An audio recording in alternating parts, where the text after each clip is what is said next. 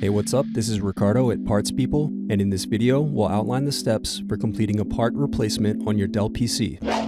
Visit our website and use this coupon for a 5% off discount.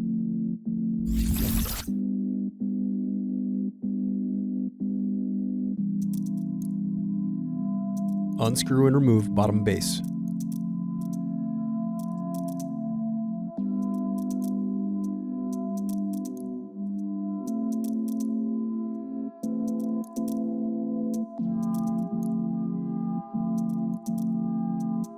Now unscrew and disconnect battery.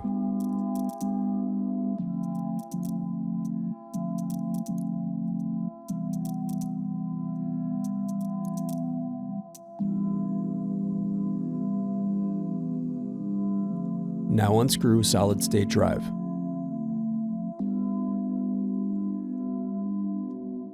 Thanks for watching. Don't forget to like and subscribe if you enjoyed this video.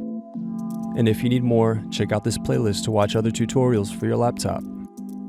You can also click here to find parts for your laptop at partspeople.com.